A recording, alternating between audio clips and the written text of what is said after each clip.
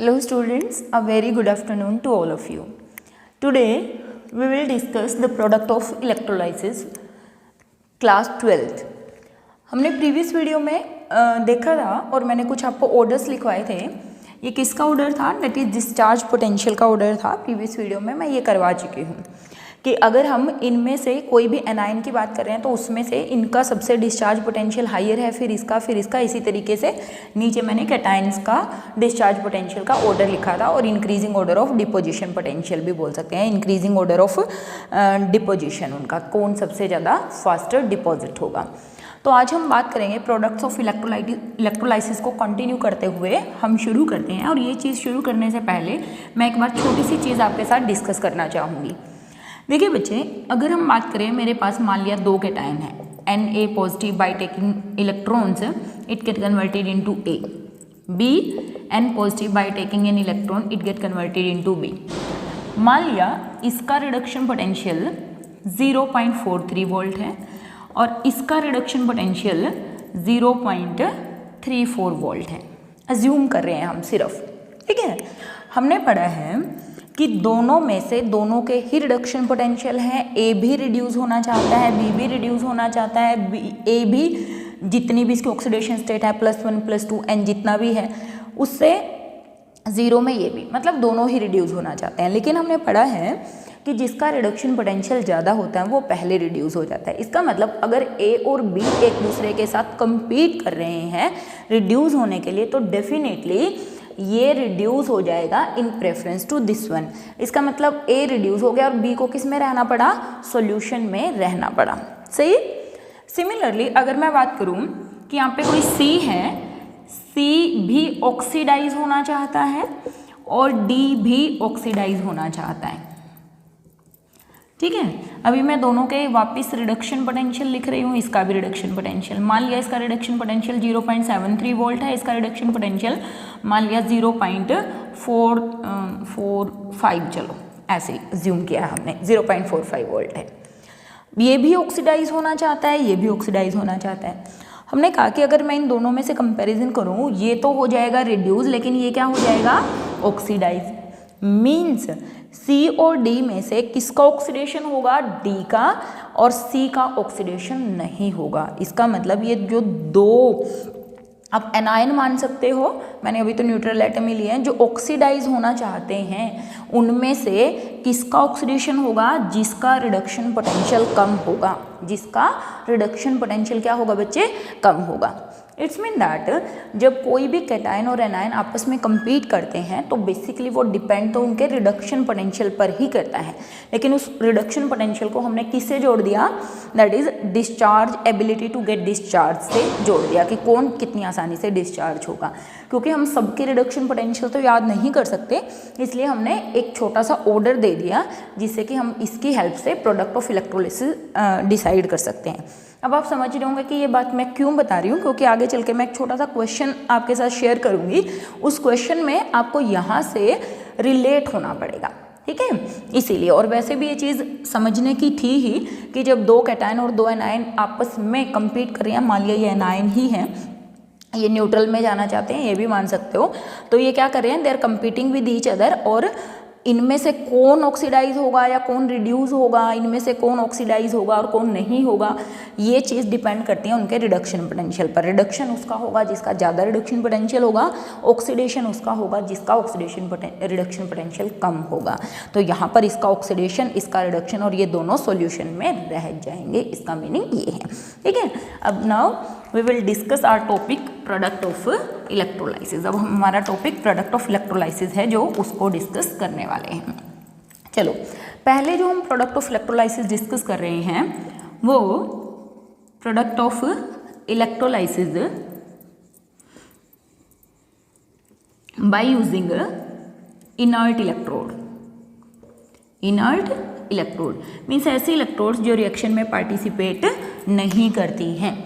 इसके लिए तो हमने कहा कि जब ये रिएक्शन में पार्टिसिपेट ही नहीं करेंगी तो हम पहला एग्जाम्पल ले लेते हैं, दैट इज लेड ब्रोमाइड.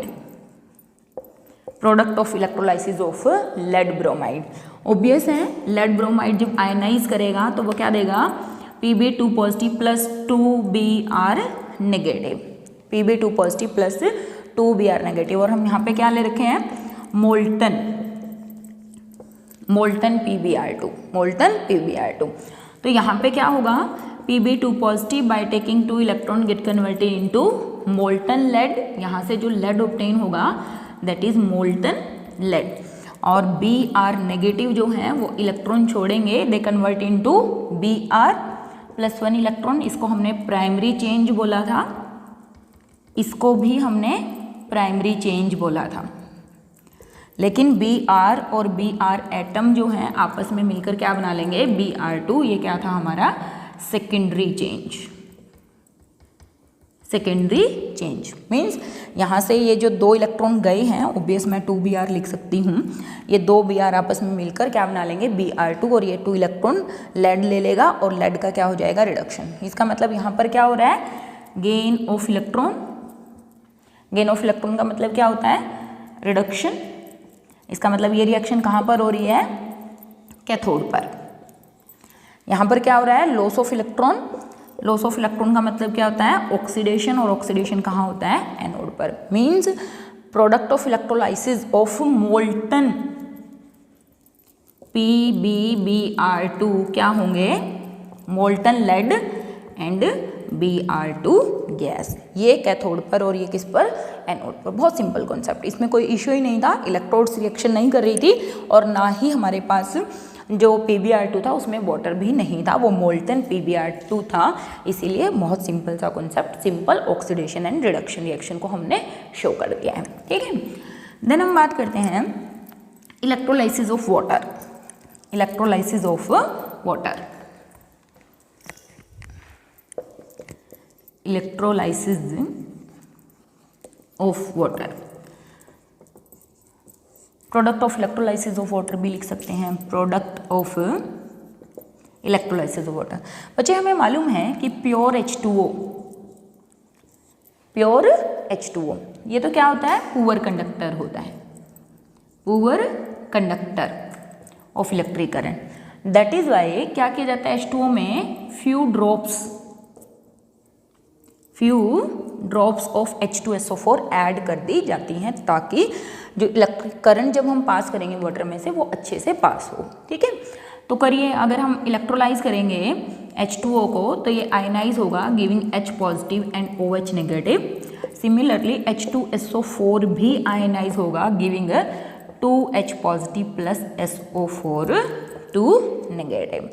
ये H2O का इलेक्ट्रोलाइसिस है, ये H2SO4 का इलेक्ट्रोलाइसिस है। अब आप देखिए यहाँ पे 2 कैटायंस हैं, हमने कहा था कैटायंस कहाँ पर जाते हैं, कैथोड पर। दोनों ही कैटायन सेम है, इसका मतलब एट कैथोड तो बहुत सिंपल रिएक्शन होनी है। 2H positive by taking 2 electron get converted into H2। पहले प्राइमरी चेंज होगा, H plus 1 electron give H, H और H मिलके क्या दे देंगे, H2। सेकेंडरी चेंज, ठीक है। और वहाँ पे देखिए OH नेगेटिव और SO4 2 negative ions are competing with each other. ये और ये हमने कहा कि इसका डिस्चार्ज पोटेंशियल OH का, तो इसका मतलब कौन जाएगा, OH नेगेटिव। तो at anode 4 OH negative they give 4 OH bye releasing 4 electron. हमेशा ये रिएक्शन ऐसे ही होगी OH की। और ये जो 4 OH हैं, फाइनली ये था बेटा प्राइमरी चेंज, और सेकेंडरी चेंज में क्या होगा, ये जो 4 OH हैं ये 2H2O एंड O2 रिलीज करेंगे। ये है सेकेंडरी चेंज,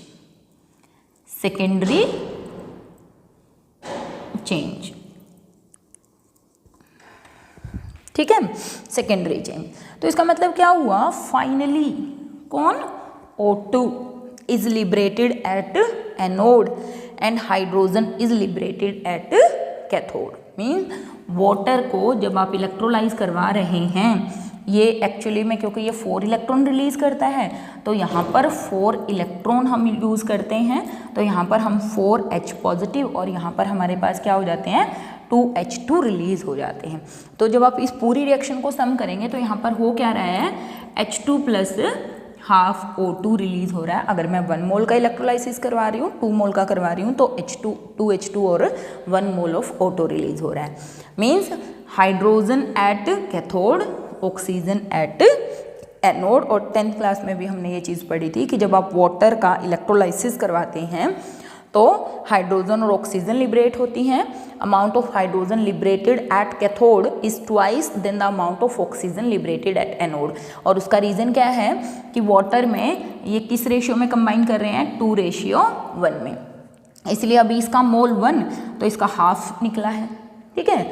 अगर मैं इसको कह दूं 2H2O तो ये 2 और ये 1, मतलब इनकी रेशियो हमेशा क्या रहेगी, 2:1। तो that is why because the discharge potential of OH negative is less than the discharge potential of SO4 2 negative. Hence OH negative is liberated at anode which further on secondary change give O2, ठीक है।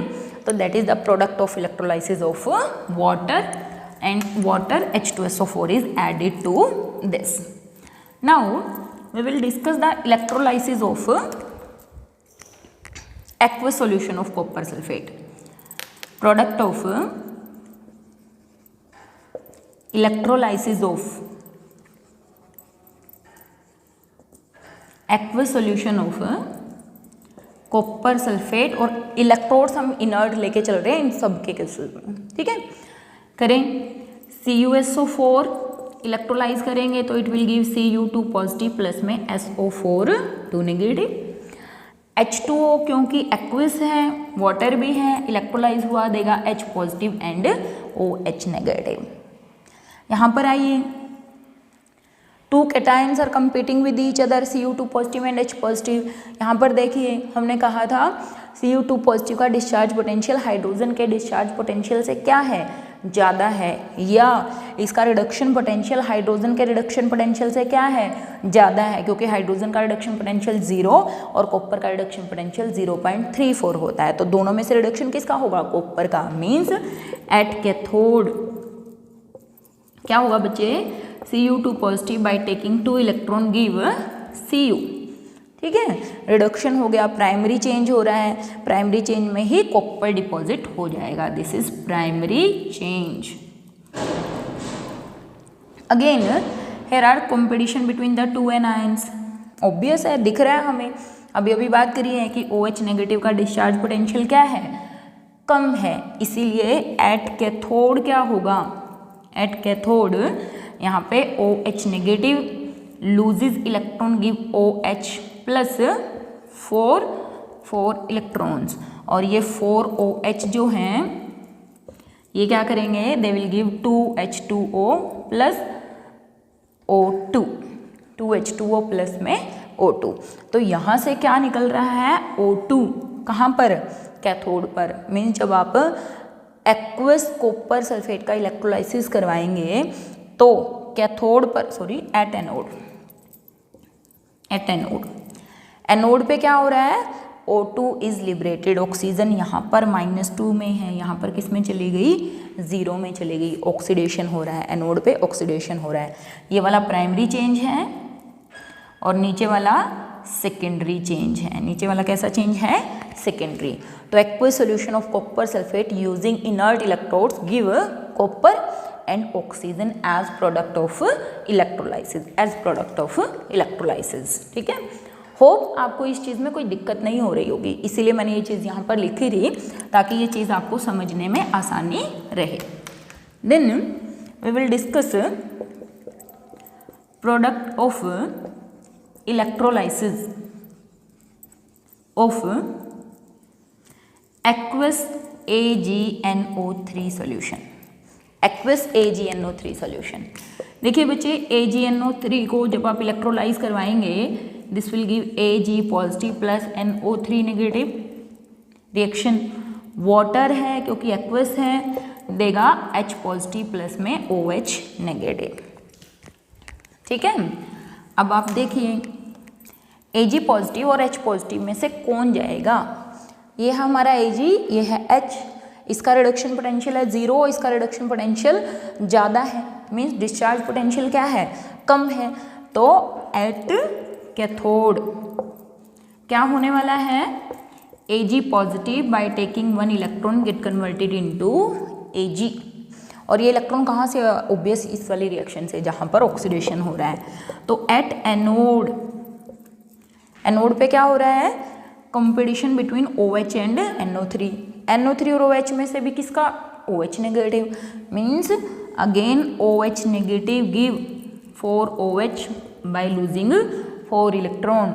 These 4 OH negative give 2 H2O plus O2, means anode पे oxygen gas और cathode के ऊपर क्या deposit हो रहा है, silver is deposited at the cathode and oxygen gas is liberated at the anode. ठीक है, सॉल्यूशन के अंदर कौन बच गया, यहाँ से वाटर तो इलेक्ट्रोलाइज ही हो जाएगा और यहाँ पे किसके आयंस बचेंगे, NO3 नेगेटिव आयंस की यहाँ पे रह गए। ठीक है, NO3 नेगेटिव आयंस, मतलब बेसिकली आप ये बोल सकते हो कि जो बचा हुआ सॉल्यूशन है वो एसिडिक होगा क्योंकि उसके अंदर HNO3 बचा हुआ है।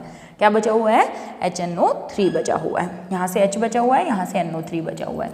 तो सॉल्यूशन कैसा होगा, acidic in nature because H positive and NO3 negative ion remain in the solution. ठीक है, इंपॉर्टेंट है ये चीज़ बेटा। देन वापिस डिस्कस करें, product of electrolysis of, product of electrolysis of, हम बात कर लेते हैं dilute H2SO4 and this is also very important concept, dilute H2SO4। Again H2SO4 give H positive and SO4 2 negative. H2O give H positive and OH negative. Means जब आप H2SO4 को electrolysed करवाएंगे, यहाँ तो कोई ऑप्शन है ही नहीं हमारे पास, मीन्स एट कैथोड तो क्या होना है, बोलिए बच्चे, H positive by taking 2 electron get converted into H2। I think अब बार बार प्राइमरी चेंज और सेकेंडरी चेंज लिखने की जरूरत नहीं होगी। H एक इलेक्ट्रॉन देगा, H में जाएगा, फिर H और H मिलकर क्या करेंगे, एटम्स मिलकर हाइड्रोजन गैस लिबरेट करेंगे। तो यहाँ पे कैथोड पे रिडक्शन हो रहा है, hydrogen is liberated at cathode. और एट एनोड क्या होगा, एनोड पर क्या होने वाला है, OH नेगेटिव, वापिस प्रीवियस रिएक्शन बिल्कुल same, 4 OH negative plus 4 electron, OH negative क्या देंगे सेकेंडरी चेंज में 2 H2O and oxygen gas. Means जब आप इलेक्ट्रोलाइसिस करवाएंगे डाइल्यूट H2SO4 का तो भी हमें ऑक्सीजन और हाइड्रोजन गैस ही मिलेंगी कैथोड और एनोड पर, जैसे वाटर के केस में हमें मिलती थी। ठीक है, मीन्स यहाँ से क्या मिलेंगी, oxygen and hydrogen. But question थोड़ा सा बदल जाएगा या प्रोडक्ट ऑफ इलेक्ट्रोलाइसिस थोड़ा सा बदल जाएगा अगर यहाँ पर डाइल्यूट की जगह कंसंट्रेटेड H2SO4 दे दिया तो। अब देखो डाइल्यूट H2SO4 में तो क्या था, हमारे पास काफ़ी सारा वाटर था, बहुत सारा वाटर था। तो वाटर क्या दे रहा था, H पॉजिटिव OH नेगेटिव, काफ़ी सारे OH नेगेटिव आयंस थे। लेकिन जब सॉल्यूशन कंसंट्रेटेड हो गया तो उस कंडीशन में जो OH नेगेटिव की कंसंट्रेशन है, हालांकि इसका डिस्चार्ज पोटेंशियल तो ज़्यादा है, लेकिन बावजूद उसके OH नेगेटिव आयन की कंसंट्रेशन डिक्रीज होने के कारण ये जो एनोड है, इस एनोड पर एक्चुअली में SO4 नेगेटिव आयंस डिस्चार्ज होंगे। कौन से आयन डिस्चार्ज होंगे, SO4 2 negative ions gate discharge, यानी कि एट एनोड क्या होगा, SO4 2 नेगेटिव के जो आयंस हैं they will give S2O8 2 negative ions, or we can say it will give H2S2O8 per oxo disulfuric acid, per oxo disulfuric acid। Means anode पे ये मिलेगा या ये आयंस मिलेंगे और कैथोड के ऊपर क्या मिलेगी, दैट इज हाइड्रोजन गैस। तो इसको याद रखना है बहुत बढ़िया तरीके से कि अगर आप डाइल्यूट का करवाते हैं तो H2O2 मिलता है, अगर आप कंसनट्रेटेड का करवाते हैं तो हाइड्रोजन और साथ में क्या मिलेगा, पेरोक्सो डाइसल्फ्यूरिक एसिड आपको मिलेगा, कहाँ पर, एनोड पर। ये सब हमने जो प्रोडक्ट ऑफ इलेक्ट्रोलाइसिस किए हैं ये कब किए हैं, in case of when electrodes are inert. अब हम बात कर लेते हैं product of electrolysis when electrodes are reactive, when electrodes are reactive. जब इलेक्ट्रोड्स रिएक्टिव होंगी तब क्या होगा, मीन्स हमने कहा था अगर इलेक्ट्रोड्स रिएक्टिव होंगी they also take part in the chemical reaction. तो अगर हम बात करें electrolysis of CuSO4 aqueous CuSO4 using copper electrodes. अगर इलेक्ट्रोड्स कॉपर की ही बनी हुई है तब क्या होगा, तो एट कैथोड की अगर हम बात करें वही होगा। वैसे पहले एनोड की रिएक्शन करनी चाहिए क्योंकि वहाँ से जो इलेक्ट्रॉन निकलते हैं वो कैथोड लेती है। तो कैथोड पे Cu2 पॉजिटिव पहले इलेक्ट्रोलाइज करवा लो, कॉपर सल्फेट क्या देगा Cu2 पॉजिटिव प्लस में SO42 नेगेटिव, H2O क्या देगा H पॉजिटिव प्लस में OH negative.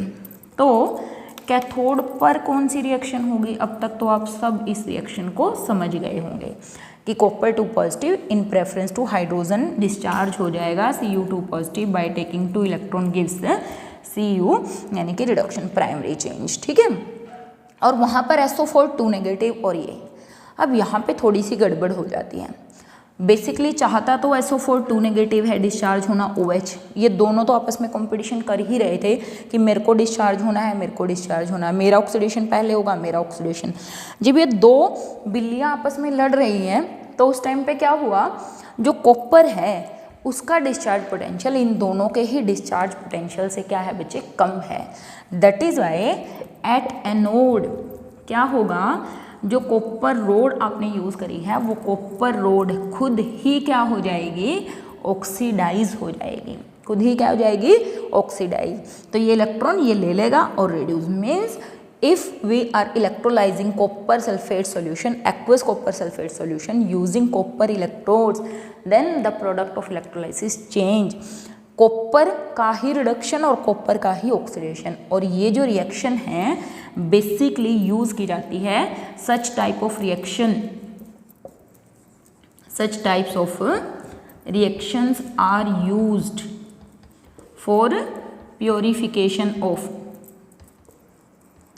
Purification of metals. देखिए यहाँ पे क्या कर लिया, एक रोड ले ली, यहाँ पे भी ये दोनों रोड हैं वो कॉपर की ही बनी हुई है, ये भी कॉपर ये भी कॉपर, ये एनोड है और ये क्या है, कैथोड है। कॉपर की ही एनोड, कॉपर की ही कैथोड, इनको कनेक्ट किया। इलेक्ट्रिक करंट यहाँ पे जो सॉल्यूशन है वो कॉपर सल्फेट का ही सॉल्यूशन है। देखिए बच्चे जब एनोड का ऑक्सीडेशन होगा तो यहाँ पे धीरे धीरे इसका वेट रिड्यूस होता चला जाएगा, और हमने पढ़ा है कि यहाँ पर डिपॉजिट होते चले जाएंगे, इसका वेट इंक्रीज होता चला जाएगा, ऐसे बढ़ता चला जाएगा, ठीक है। ये प्रोसेस हम पहले पढ़ चुके हैं प्रीवियस वीडियो में।